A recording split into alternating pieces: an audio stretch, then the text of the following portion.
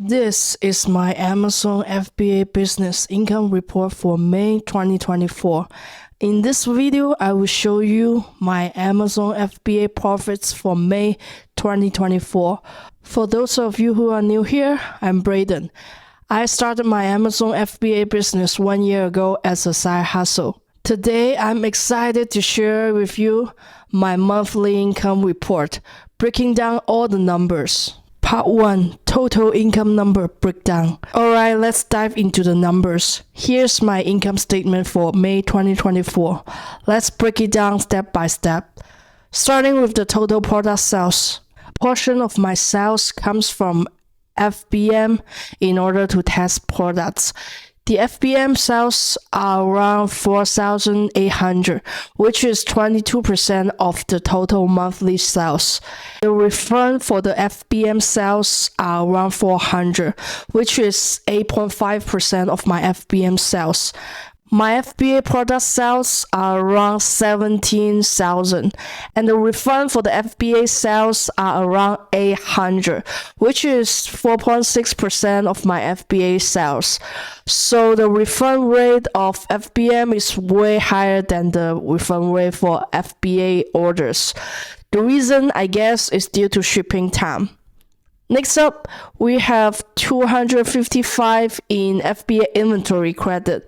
This is Amazon's reimbursement for any damaged or lost inventory in their warehouse. And we have 468 in shipping credits.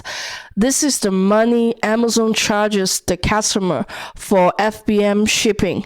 Additionally, we have promotion rebates item on the debit side, which is 130, which are the charges when you offer a product promotion.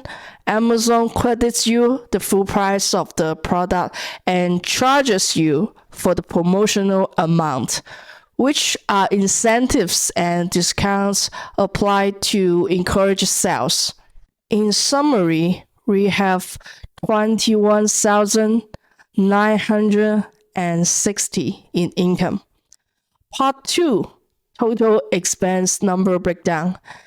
Now for the less exciting part, expenses and fees. Running an FBA business isn't just about making sales. There are plenty of costs. For May, my total expenses are $12,208.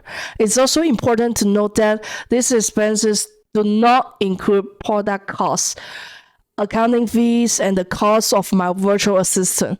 These additional costs are part of the business but not showing on this income statement. Alright, let's dive into expenses numbers. Starting with the seller fulfilled selling fees, which is $768, and FBA selling fees is $2,665.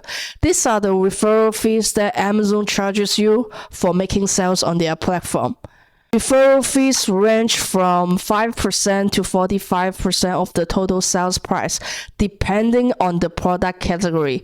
For my category, the referral fee is 15%. Next up, we have FBA transaction fees.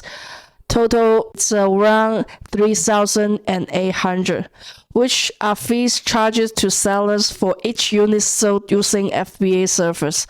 This covers Amazon's costs for picking, packing, and shipping orders from their fulfillment centers to customers.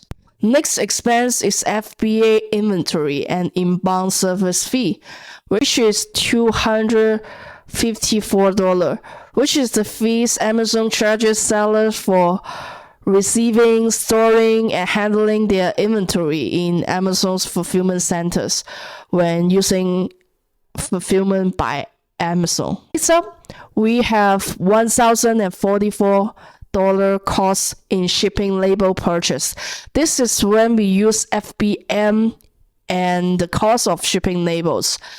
The last big expense showing on the statement is the cost of advertising. In May, I spent $3,629 in Amazon advertising, which is 16.5% of my total sales. So for the sales tax, Amazon helps calculate and collect sales tax on behalf of sellers. In summary, we have $12,208 in expenses. In May, a total of $9,218 was deposited to my bank account for my Amazon FBA business. But it's important to note that this report doesn't include the product cost. My product cost is about 10% of the sales. And the cost of the virtual assistant I hired overseas takes about 5% of the sales. So the profit would be around 30% of the total income, which is around $6,500. However, since I need to prepare inventory in the FBA warehouse, it requires extra capital to fund the inventory as well. Part 3. How much time I involved per week. Now let's talk about the time commitment.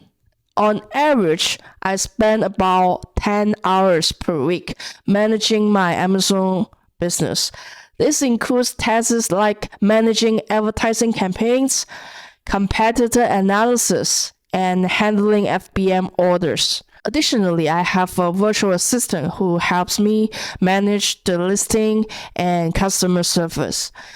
This really helps me reduce my workload, allowing me to focus on strategic planning and growth. Part 4. Will I recommend doing Amazon FBA as a side hustle? And suggestions. Answer is depends. Unlike print-on-demand business, you need capital to fund the FBA inventory. This inventory cost can be significant.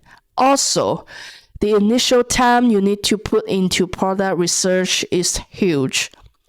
In my case, before starting this Amazon FBA business, I had 6 years of experience in e-commerce, which provide me with enough capital and knowledge for the initial setup. So if you can commit enough time and capital in the initial setup of this business, then Amazon FBA will still be a good choice as a side hustle after the initial setup. And that's it for my May 2024 Amazon FBA income report. If you found this video helpful, make sure to hit the like button and subscribe for more insights into e-commerce and AI tools. Drop a comment down below if you have any questions or if there's anything specific you'd like me to cover in future videos. Thanks for watching, and I will see you in the next video.